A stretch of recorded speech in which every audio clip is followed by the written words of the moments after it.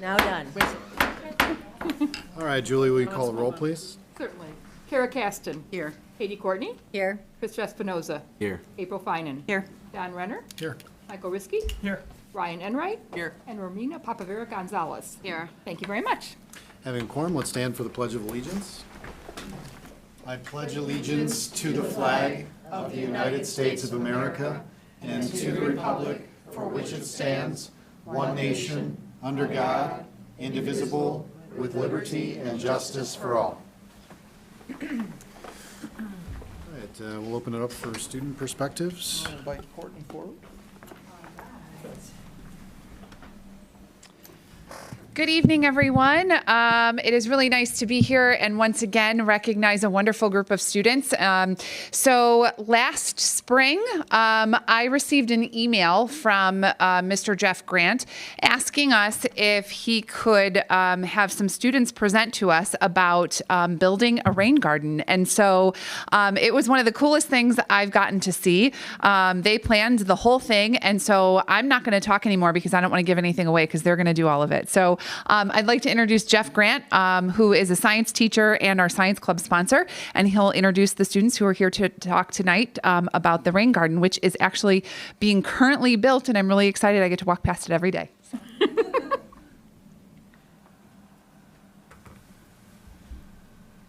Hi, gang. Jeff Grant, as Courtney had said. I think we have some slides possibly that they can work through. Yeah, so just so you have some visuals and stuff, we have a great group of kids. This isn't all of them. This is just some of the ones that did the presentation to Courtney and some of the other administrators at our school. And they're fantastic. So we have Melina and Chloe and Cullen and Mega and Olivia that are going to come up. They all have a little bit to tell you, and then I'll kind of close it out real quick. Keep it brief for you, though. Okay, so thank you. Yeah, you can also power is. That's all right. Okay. So basically, a garden is a rain garden is a garden that lies below grade or underground, which absorbs water that runs off of impervious surfaces like our sidewalks, our driveways, and parking lots. And without a rain garden, this water would normally go into our sewer system or flood roadways and surrounding areas. And instead, we want the water to be replenished into our water table through this rain garden that we are building in our school. So what is the purpose of a rain garden? It can absorb excess water by being in a depressed area. So it's below the regular grade, so it goes right into it. And it can absorb water before it becomes runoff, so it can clean the water and not make it become polluted. And it can direct it directly to waterways, so aquifers and rivers that flow underneath. And it can also be a good home for pollinators. So our local bees, our native bees, and our butterflies, it can be a nice safe haven for them.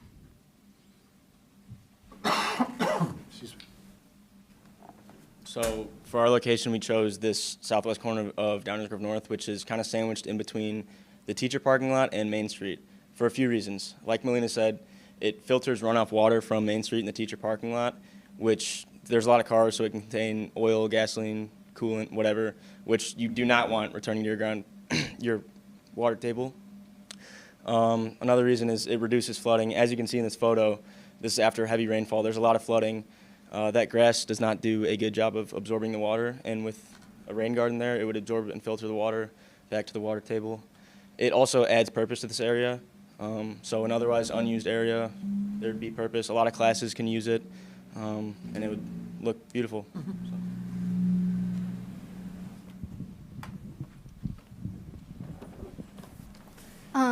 So our rain garden is designed to support local biodiversity and also beautify our school grounds. So when planting it, we purchased our seeds from the native plant nursery, and we selected plants and species that were, one, visually appealing, and also that had important ecological benefits. So the species we chose were the pale coneflower pictured at the top left, the blazing star on the top right, the butterfly milkweed on the bottom left, and the oval sedge on the bottom right. And all of these species attract pollinators like bees and butterflies. For example, the butterfly milkweed is a host plant for monarch butterflies, and the oval sedge improves soil health and can filter runoff. Along with those, we'll also be planting purple coneflower, prairie dropseed, New England aster, and wild geranium. These species add color throughout the season and continue to support pollinators. Many of them bloom in shades of purple, which connects with our school's colors and already makes the garden seem like a part of our identity. And because we'll be planting and taking care of it ourselves, this project will make a lasting difference in not just the environment, but also the school. So I'll finish out here real quick. Last couple slides and then we'll be done. So I've been working with a couple different local groups for other things as well, and it just so happens that I was on a discussion with the American Geoscience Institute, and they called us in to talk with somebody that was putting in rain gardens, and she's actually part of the Conservation Foundation and part of the Illinois grants, land grants. And so she's going to help out with some of this stuff and get it to be sponsored by them as far as like on the map of a conserved area for local areas. In addition to that, we're going to have a bunch of classes using it because AGI is going to donate some of the sensors that they need. So they'll be able to monitor rainfall, how that works out, and then the classes can work with that as well. So it's going to be kind of a nice full circle, use it for the kids for building, but also classes as we go throughout the years. We're hoping to have a connection with WeatherBug and bringing in a weather station as well. So last slide, I just wanted to say thanks to all the administrators that were helping out with this stuff and the D99 Foundation. We couldn't have done this without them. They granted us the money to get the plants, which is all from Pizio, which is out in Leland. But also that'll help with the mulching and stuff so that it looks nice around that area. So that's our student perspective.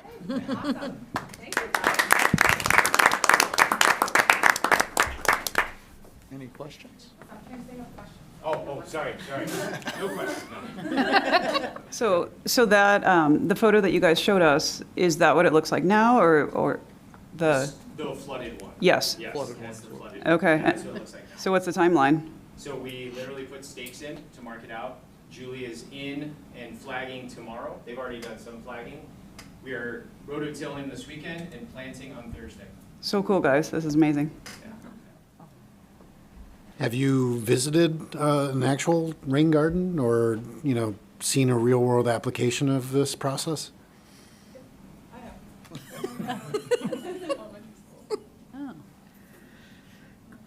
is actually the very first time, like, it would actually, it would be so cool, like, planting the plants and that stuff. I've never, like, really been, like, wanting to build or plant anything. It's gonna be really cool, and I'm really excited for it. Aside from the garden in my house, this is. Awesome.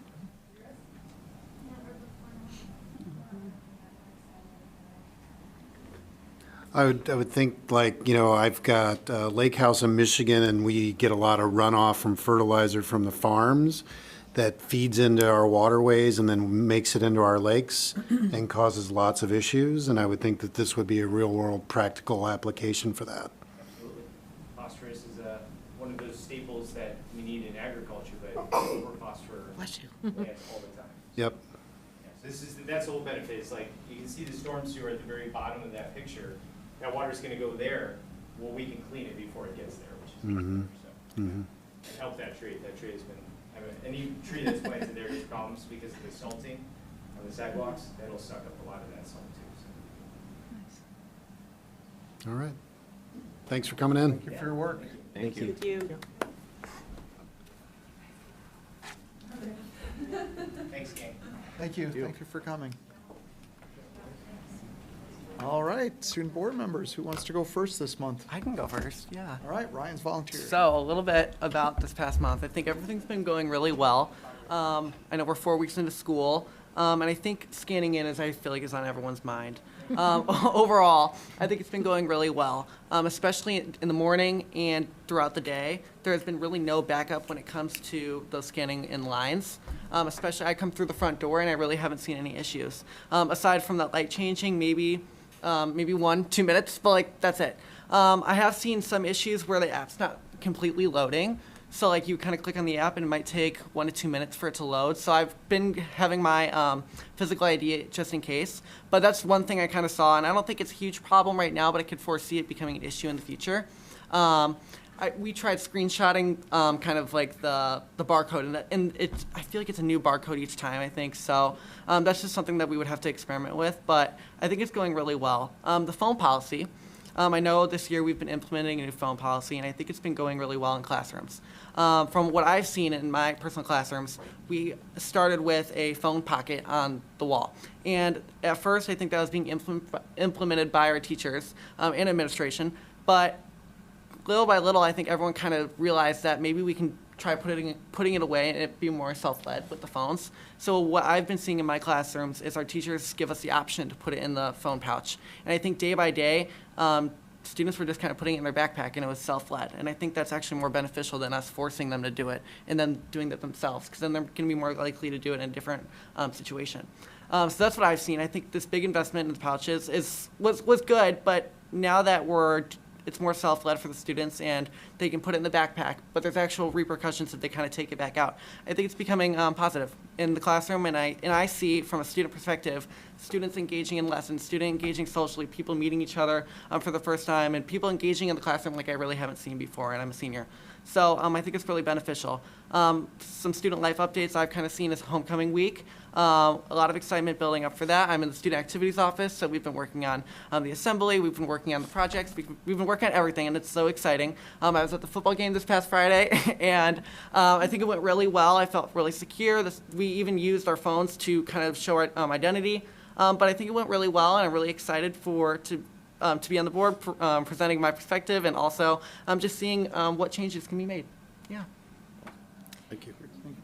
I've seen very similar things as Ryan. I've noticed that, yes, I think it's only like in 2 of my classes, the teachers have given us the opportunity to kind of decide what we do, if it's like we put in the pouches or you put like a card saying that you know the repercussions if you take out your phone. And again, they give you the choice to put in your backpack.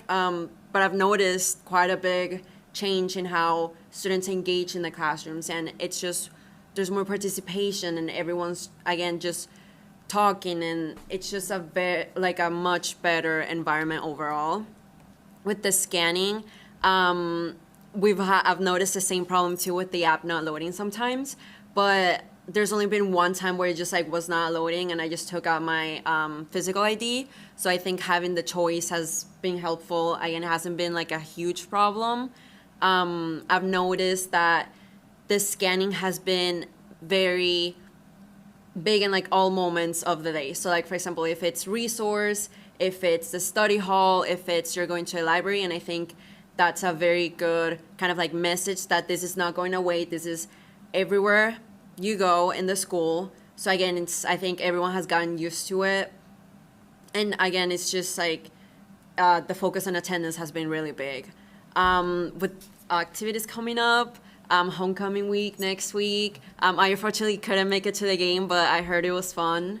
But yeah, very exciting things, and just everything's good right now. Good vibes. Great, thank you both. Any questions for us? Anything that you guys want to ask us or curious about? I have a question with the phones, and knowing that a lot of the teachers are saying keep it in your backpack. Have you seen anything where the phone comes out of the backpack and they've had to follow the protocol to write a write-up to then go to the dean? I've seen kind of that first initial warning, but I've talked to other teachers, and for instance, the CTE office, I think they wrote 4 referrals that week, just someone looking at it just once. But because I feel like when we saw, we first thought we're going to give students the trust to do it, and they kind of just, they take advantage of it, and then the moment you do it, they do it a little bit more and a little bit more. And I think that us just giving that one verbal warning, and then the next warning it's a dean referral or whatever the consequence is, I think it's been really beneficial. So I personally haven't seen that yet, but I have heard of instances in the English office, CT office, and foreign language office. Other teachers are saying, yeah, I've written 3 or 4 referrals. And I don't think any teacher wants to write referrals, but I think we're seeing the benefits in the classroom, and I think that we should continue doing it. Yeah. Yeah, I personally haven't seen a teacher write a referral or anything like that. There has been like warnings, like everyone, let's make sure the phones are away. I haven't seen it, again, the referral, but I think, again, like Ryan was saying, it's very good that the teachers have that authority that if, again, this is a disruption in the classroom, they can immediately take action and it doesn't go beyond that. Yeah, I think everyone realizes that there's a follow-through now. And not that there wasn't a follow-through last year, it's just it's more strict and there's a real implemented process, even from the admissions side, or administrative side. So, yeah. How's the VC? I remember we were saying potential like slow down in the passing period because everyone's going to be eager to get their phone out. Have you seen any of that in between when you can use your phone? Or not so bad? I mean, yeah, like we were saying before, like sometimes it takes like a few seconds to load, but nothing too bad. I've noticed that you just like close the app and open it again and immediately works. And again, I think the physical IDs are always there. I always have it like in my bag. If anything happens, I've only had to use it once. So the app has been like reliable. Another scope of your question was that I kind of took away from that was, are people kind of going on their phones when when they are allowed out? And actually, I haven't really seen that. I've seen students more interactive in the hallways with each other, and I think that's because they're doing it in the classroom, so it's becoming a habit throughout the day. Great. Romina, I'm sure you've seen the same thing. But yeah. That's great. Just as an FYI, in case any students are watching, the barcode is static. So it doesn't change every time that you go through. In case anyone's Misinformation, watching, fake right? news. Do you think it's like a volume of people, like everyone's on? Like, what about the Apple Yeah, I Wallet think thing where there's you so many can- different things where Oh, you're talking got about it. devices. It could be their connectivity, Yeah, it could be okay. different things, but you can also take a picture of your ID I'm gonna do that. and then you use that okay. as well. So Okay. there's lots of different options. Yeah. Any other questions or comments or concerns? Okay. Thank you. Thank you. Thank you, appreciate it. All right, I think this is our annual summer school and extended school year report. Lisa and Ryan have joined us. So you want me to just click? Yes, please. Tell me when to go. All right. So summer school ran very similarly to last year. We had AI back again this past summer. We've run our regular slate of classes this summer. One thing that we did add this summer were EL English classes that we had not run in the past. We were finding that students were coming in late October, early November, or mid-March to beginning of April. When you enter a class at that point, you're auditing the class. And so some of our EL students that were coming later in the school year weren't able to get their English credit. And once they start falling behind on a 4-year requirement, it's very hard to graduate on time. So we did put 12 or 13 EL students back on track to graduate on time, which is exciting. So we will likely continue having EL English over the summer as well. For our online credit recovery, we did have 42 students earn 39.5 credits. That helped 8 students graduate who were not able to graduate in May, graduated after summer school. You can kind of see the breakdown at the bottom. I provide that just to, give an indicator and also, so students know, right? The more classes you try to take over summer online, the less likely it is that you're going to finish them. 35 students who completed one course, 35 of them completed 24 courses. So not all of our students who start with online courses are able to finish them, but we did have 9 students enrolled in 4 or more courses, and those 9 students completed 27 courses. Many of those students had that fire under them because that did allow them to graduate. So that's exciting. Our grades are pretty consistent with the school year. During the school year, we usually have about 48% A's, about 20% B's, about 16% C's. Some of those numbers get pulled out of the audit, pass or incomplete. That for students who are taking online credit, those are pass-fail. So that does draw from some of the regular during the school year percentages, but otherwise the grade distribution is pretty similar as it is during the school year. And finally, reason for attendance. This year the numbers were a little bit trickier because our English learners weren't doing it for credit recovery in the sense that they didn't pass it the first time. So some of them chose enrichment, some of them chose repeat for credit recovery, some chose other, right? So some of the, that this is self-reported. And so we do, our numbers here, enrichment went up a little bit, flexibility went up a little bit, and our repeat for improved grade is continuing to climb. So I believe last year it was around 7%, this year it's around 9%. We do tend to see kids that are unhappy with maybe a second semester math grade sign up to take it again while it's still fresh. And so we do have some more students taking advantage of repeating a course for an improved grade. So just a question, when that happens, do both the grades appear in your transcript? Do you see, or does one? So one is, I believe the grade stays, but the GPA points are pulled out. And so the credit is only the second time, the GPA is only for the second time. Okay. So if I got a D the first time and I got a B the second time, you'll see the D and the B, but only the B would count towards my GPA. Got it. Okay. The highest grade counts towards your GPA. Got it. Any other questions there for Ron? All right. Hi, everybody. So I only have 2 slides, but just to give everybody a little bit of a definition here again, as a reminder of what ESY is. It is called Extended School Year for our multi-needs population of students. So obviously, many of our special education students within both buildings can also participate in regular summer school if they're taking the classes that are offered during regular summer school. But ESY specifically is a law mandated for students in our multi-needs programs typically who we don't want to see that regression of skill, and we want them to maintain that over the summer. So that is a requirement, and certain students are eligible for that. The bottom, I just kind of gave a historical perspective. As a district, obviously every district is required to provide extended school year services for their students, but only in the last 6 years have we as District 99 run our own. Prior to that, we did have students attend SACID programming, our special ed cooperative, but during COVID, that's when we moved to a virtual one, and then now we've been doing it in person since then. So this was the 6th summer, believe it or not. Next slide. So I just gave a little bit of a perspective of what the total number of students has looked like over those last 6 years. You can see that when we were participating in the SACID programs, a very few number of students were participating simply because I think a lot of their parents just kind of felt like, I don't really want my students to go to a place that they don't normally go during the school year. Maybe they don't know those teachers. Maybe they aren't going to know those other students.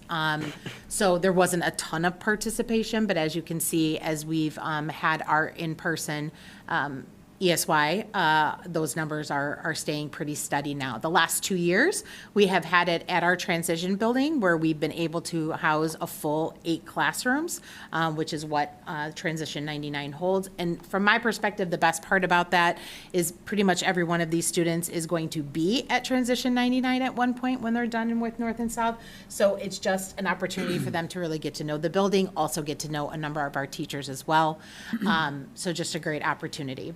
And then what I think is really cool about ESY, I mean, I've been in the special ed field for a long time. I've seen a lot of ESYs.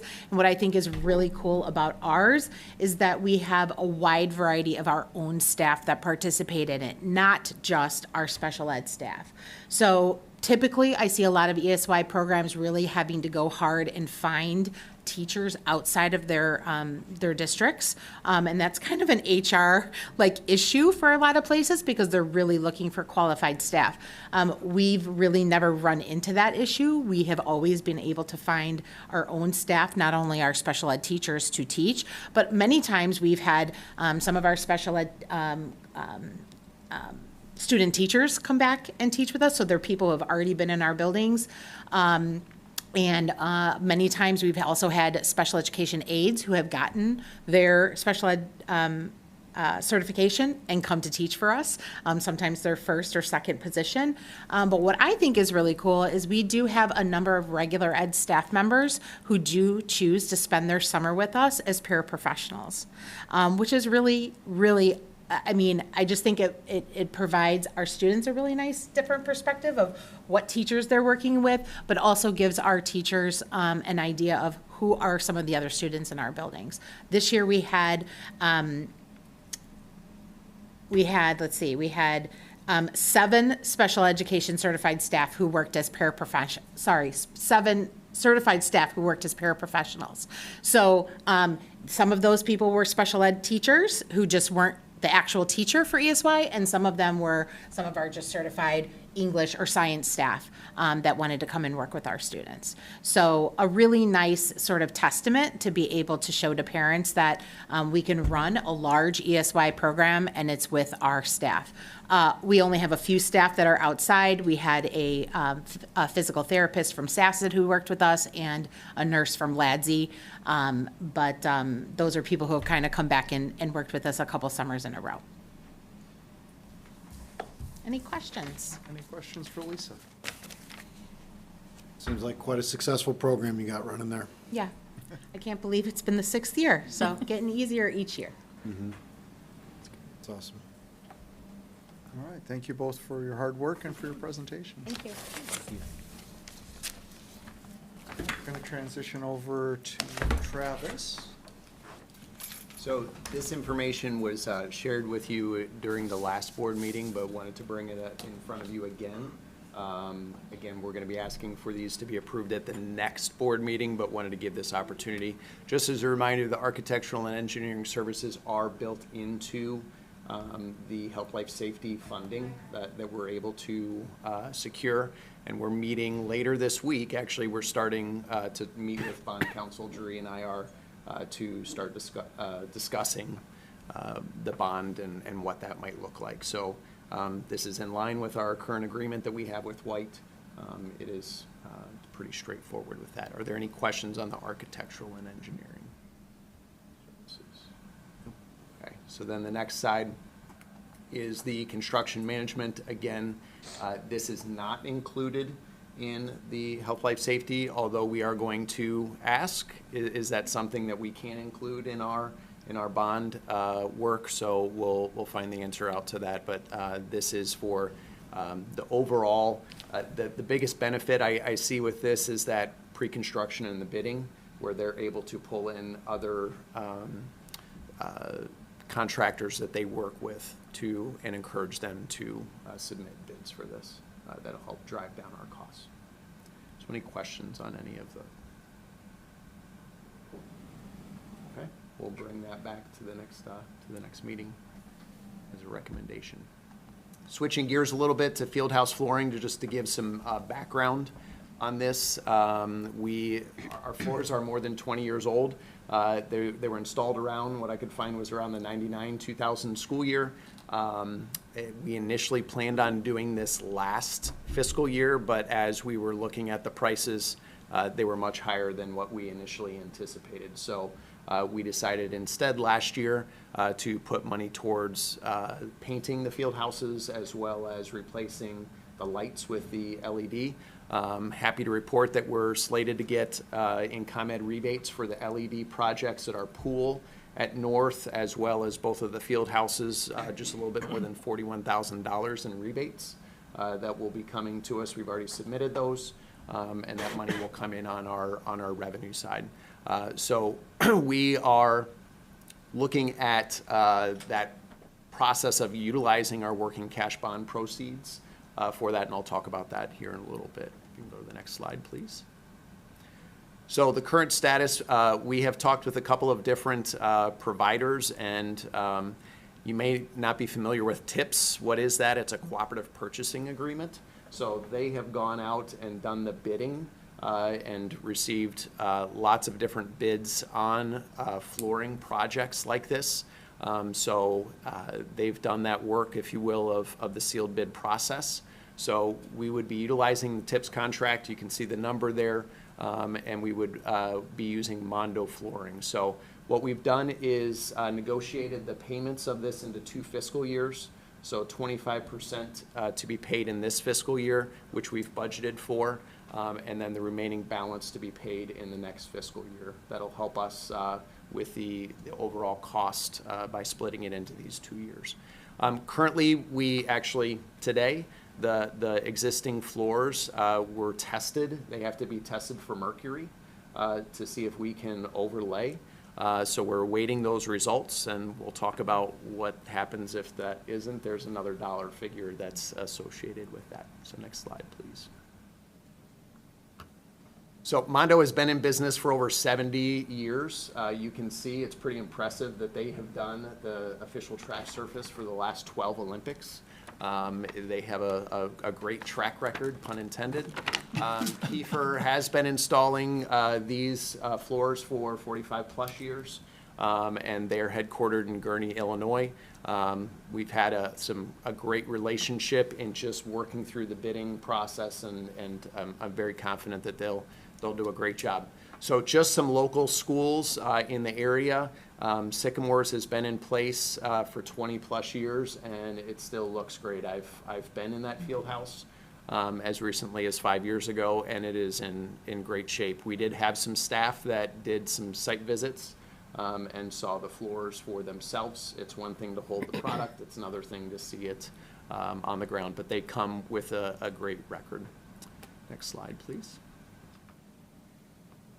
So this is not the official design, right? But this is what they have had some preliminary conversations at North, and you will see that it's the same layout as what is currently there. So there are 4 basketball courts that will go across, and you can see those go into the track surface.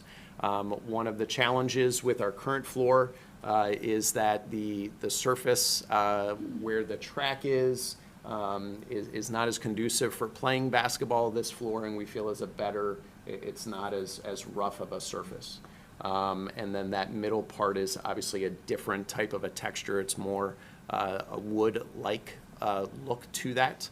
And then you can see there's a center court that runs in there in case there's another game. We have another set of hoops that drop down so that can be utilized in that fashion. So the interior surface is an actual different surface? Is that what I'm hearing, Travis? Yep. So yes, this is a different surface to this. This is spike friendly. Oh, really? Around the edges and even in the D zones, they call those. But yes, this is more like a rubber membrane that we don't want spikes on for that. But this is, it's a different type of surface. And so those schools that have had their floors look great post 20 years, is that because we're changing the material? Like, I know you said you're still doing those mercury studies, but are we going to do a different material? Yes, it would be an overlay. So this would be brand new flooring on top of. Okay. It would have to, in essence, you want to say sand, right? But they have to take the top layer off of that so that it can bond well. Yep. But it would be on top of that, which actually is a better process because it provides us with some additional padding under there instead of having to go all the way down to the concrete and then having to start from there. So it's a better process. It saves money, and it's better in the long run. Then how do the overlays though over time? So we're overlaying on a 99 floor, and then in 20 years you're going to You're probably going to have to build up? Yeah, you're going to have to tear it off at some point. Right. So there's nothing underneath this. This is the first layer that we're seeing that we're going to add. Okay. This is the layer that went on after they constructed it. Okay. So it's kind of like the shingling of a roof, if you've ever done that, right, where you can only put so many layers on. I'm assuming that 2 is probably the most. And then they do a transition to the other areas, right? So they understand that we have doors, so they transition that and grade it so that it's not a safety hazard at all. What's the estimated useful life of the Mondo flooring? It's around that 20-year mark. So it's around 20, okay. Yeah, they say that if you around that 15-year mark, you can invest in and they can recondition it and gain probably about another 10 years of life to it. Go to the next slide, please. So this is the overall cost. I will say the base bid, you can see that amount there. That comes with the bulleted items that are listed there. You can see the 5 basketball and 5 volleyball. The 5 is that one that's included in the center, as well as the 4 that are there. They also include the vinyl wall base and transitions. They would like, as we've been having conversations at North, those 3 alternates that are in place, an inlaid logo at the center court, track line striping to be inlaid instead of painted on. That helps with the longevity, and then we don't have to have that painted, right? So that would be an additional cost later on if we had to do that, but with it inlaid, that lasts longer and it's a better product. And then the alternate 3 is alternating lane line colors. That's an option that North would like to investigate. So you can see the total price there for North is just over $678,000. You can go to the next slide, please. The track would not be embanked, right? It would still Correct. remain flat? Correct. Okay. It is flat. So you can see it is a different look at South, right? So that middle, there are 3 courts there, and that is the same, it's the same type of material, right, in the center, and then the spike friendly on the exterior. Is that just because it's bigger, Travis? They're the same size. It is the preference, and we talked, this was the great thing about us being able to have the conversations last year and planning up to this point. The buildings have done a great job. Ken and Omar, as well as meeting with the department chairs, Scott and Courtney for PE, as well as talking with coaches. And they decided they want to keep the same layout that meets the needs of the buildings in looking at it. So it is a preference in how they're running things. This is the same layout that DGN has right now, because when No, the go ahead. I thought the tracks did not go over those outside basketball courts. At North, they do. At South, they don't. So it's the same footprint that we have for both schools, yeah. Yep. Travis, my daughter's very concerned about the badminton courts at North. Yeah. I don't see any badminton lines. I don't know, we haven't finalized things yet, right? But that has not been, to my knowledge, that has not been included into the drawings. I'm not saying it won't be, right? So that's part of the process. After we get this approved, we'll go into final design and get that figured out. So that's the basic layout for that. If you can go to the next slide, please. Again, in looking at the overall is just over $660,000. What I did not put on there, but is also an option, is the alternating lane colors. In talking with Mondo, that they would also offer that at the same price at South, so that might be an option that South may want to investigate as well. That came in late last week in part of the conversations, and I know that North has that interest. I need to have conversations with South and see if they also have interest. So you'll see there's also the 12 badminton courts as well included in that. Everything else is the same as far as what's included in the base bid. And the alternate 1 and 2 are the same in both. Next slide, please. So here's the unknowns. If we do have to demo the existing floor, that is the cost to do so. That includes the demo as well as the removal. So we are very hopeful and optimistic that the testing will come back great and we will be able to overlay. So that the overlaying is included in that base bid, that price that I shared with you. So there would be no additional costs as long as those came back. So funding, I alluded to this a little bit at the beginning. Our remaining working cash bond that we have is just under $200,000. So we would utilize that as well as some additional funds to make our 25% down payment. And then we would include the rest in next year's budgeting process. I've been working with Jury on that. We also have some other ideas that we're exploring that might be able to do that. So no borrowing will be needed in order to complete this project. Next slide. So our next steps, seeking board approval at our next meeting for us to enter into a contract with Kiefer so that we can get to the design phase. That means that we can then get on their schedule early and we can get that done and coordinated with all of our summer events. So we would be done next summer with this project, and it will look. Is there any warranties of the work or the product? Yeah, there is. Trying to remember off the top of my head. I don't We can bring remember that the in. exact. We'll bring it back on the 22nd. Okay. I'll bring that Sure, back. yep. We'll include that in the presentation on the 22nd. Sounds good. And this is totally separate from the safety stuff we Correct. talked about? Yep, Okay. completely separate. Yep. Any other questions? Nice work. All right. That'd be really nice. Our next agenda item is the ASBO International Certificate of Excellence in Financial Reporting. And I am proud to announce that for the 26th straight year, the district has been awarded in this. This reflects the work of Jeree and Tammy and the entire finance team's work in our accounting and reporting practices. So they keep the tradition going. To put that in perspective, for every year that Chris has been alive, this district has been kicking it on the financial reporting side, so. No, seriously, there's a lot of work behind reporting, I appreciate it very much, so thank you very much to Jerry and everybody, the entire team, so.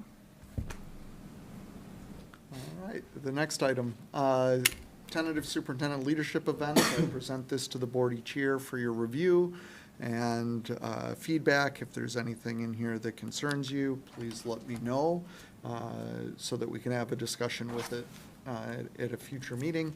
Or if there's questions you want to know, let me know about it. But on here, I kind of broke it this year into two sections. One is the variety of leadership positions that I hold in quite a few different organizations. Kind of interesting, over the last year, I'm now like spraying to all fields because I have an ISB one and a Board of Higher Ed leadership role now on top of the ones that are, that I've been in. And then professional learning opportunities, there's one conference that I'm not doing this year, which is the Suburban Superintendent's Conference. It conflicts with my ISAL, School for Advanced Leadership program. So I'm replacing kind of one for the other for this year. The ISAL program will complete it at the end of this year. And then for that Suburban Superintendents, you're required to attend one conference every 2 years. So I can kind of take this year off and then return to it next year and not jeopardize our membership in that. That is an organization that you must be nominated for and accepted and go through that. So we don't want to lose our membership there because that is a very valuable organization for us to be part of. So with that being said, are there any questions regarding either the leadership positions or the professional learning opportunities for the next year? Oh, I had one more thing. At all of those conferences, I am presenting. So Congratulations, because I know many of these you were appointed and were selected for, so, yeah, congratulations. Good opportunities. Questions or concerns? No, I'll say this, I think I've said this every time we've talked about this, and I'll say it again.